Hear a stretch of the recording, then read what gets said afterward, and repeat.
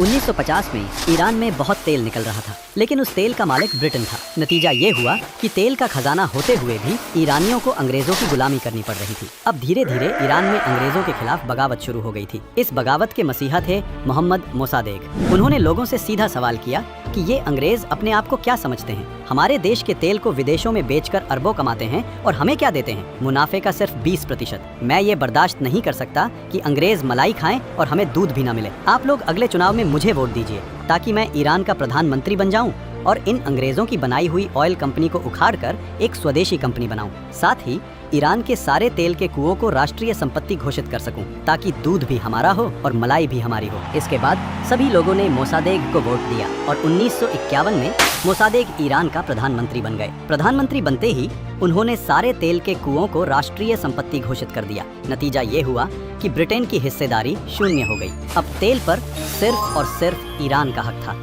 ये समय शीत युद्ध का था जिसमें ब्रिटेन अमेरिका का साथी था। अब अमेरिका को डर था कि इतना बड़ा तेल का भंडार और वो भी हमारे दुश्मन देश रूस के बगल में है। अगर ये हमारे हाथ से गया तो पहले तो तेल जाएगा और दूसरा रूस ईरान से दोस्ती कर सकता है जिससे उसकी मिलिट्री और मजबूत हो जाएगी। अगर हमारे हाथ से ईरान गया तो हम सिर्फ भिखारी ही नहीं बल्कि महाकंगाल बन जाएंगे। इसलिए कुछ भी करके ईरान को समझा बुझाकर बाटली में उतारना होगा। फिर अमेरिका ने मोसादेक को समझाया कि भाई देख, मैं तुझे तेल में 30% मुनाफा दे दूंगा, लेकिन तेल के कुओं को राष्ट्रीय संपत्ति मत बना। मोसादेक ने जवाब दिया, तुम मुझे 30 क्या 99% भी दोगे तो भी मैं तुम्हें तेल में हिस्सेदारी नहीं दूंगा। वैसे भी सारे तेल के कुएं ईरान के हो गए हैं, अब हिस्सेदारी तो छोड़ो, तुम्हें तेल की एक बूंद भी नहीं मिलेगी। अमेरिका तिल मिला उठा और बोला, अब देखो, मैं तुम्हारा ऐसा हाल करूंगा कि तुम्हारी आने वाली नस्लें भी याद रखेंगी। इसके बाद अमेरिका ने ईरान के सारे विपक्षी नेताओं को गोनी भर भर कर पैसा दिया, मौलानाओं को सोना चांदी और हीरों से मालामाल कर दिया, सेना के प्रमुखों को टैंकों में नोट भर भर कर बांटे,